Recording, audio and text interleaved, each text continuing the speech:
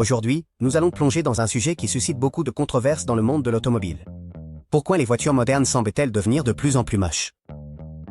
Si tu as vu la nouvelle BMW XM, la BMW N3 ou la N4, tu t'es probablement demandé ce qui se passe avec le design automobile actuel. Nous ne sommes pas seuls dans cette observation. Des experts en design et des passionnés du monde entier remettent en question la direction que prend l'esthétique automobile.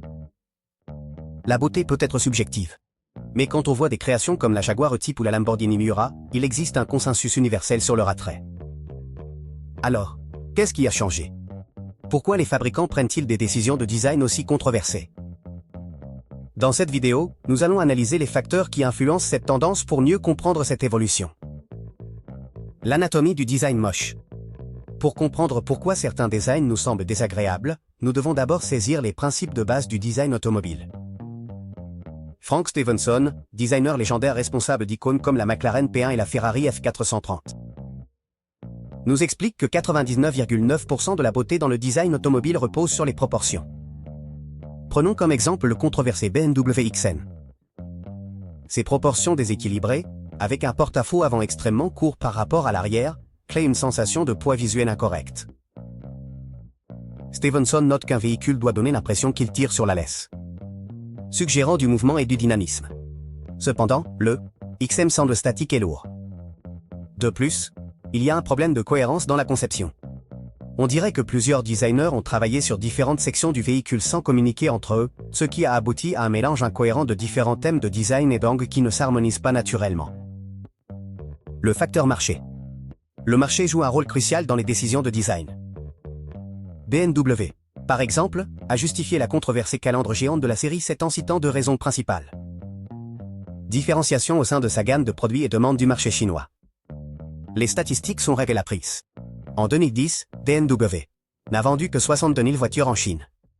D'ici 2020, ce chiffre a explosé à plus de 600 000 unités. Le marché chinois représente désormais le double des ventes par rapport au marché américain pour les marques premium allemandes.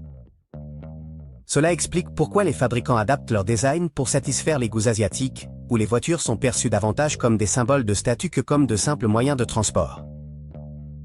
Cependant, cette justification ne s'applique pas à tous les modèles. Les N3 et M4, par exemple, ont des designs de face avant controversés, même si la Chine représente moins de 6% de leurs ventes. Dans ce cas, la décision était technique. Le besoin d'améliorer le refroidissement nécessitait une calandre plus grande. Tendance et technologie. Comme toute forme de design, le design automobile est soumis à des tendances.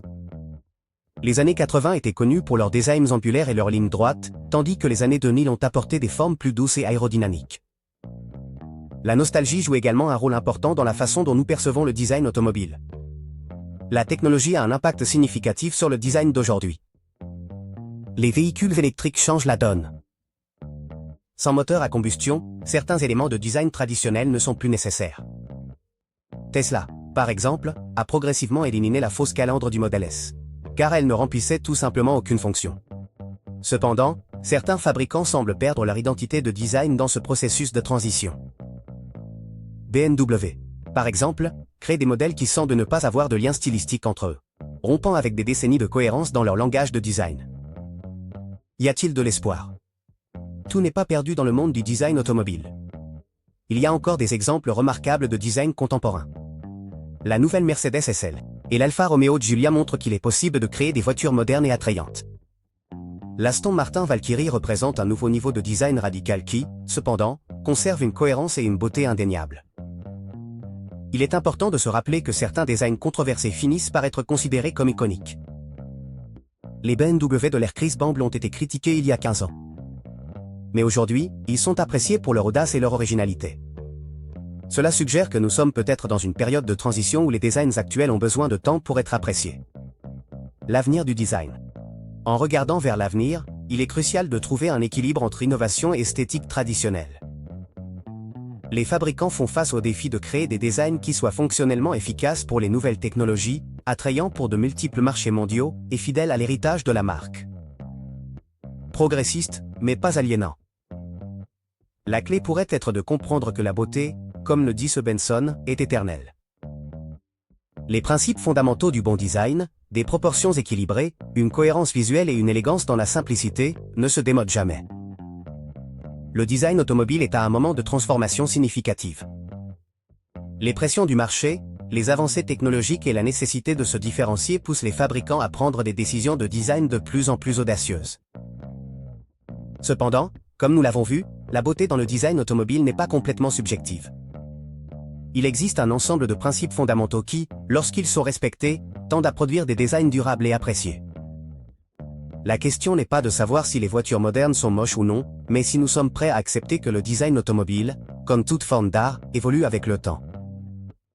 Ce qui nous semble aujourd'hui excessif ou démesuré pourrait être considéré comme visionnaire à l'avenir. Cependant, comme le souligne Frank Stevenson, la beauté est éternelle, ce qui est moche est moche. Alors que nous nous adaptons à cette nouvelle ère du design automobile, peut-être que le plus important est de maintenir un dialogue ouvert entre les fabricants et les consommateurs, en veillant à ce que l'innovation ne se fasse pas au détriment de l'esthétique fondamentale qui a défini les grandes voitures à travers l'histoire.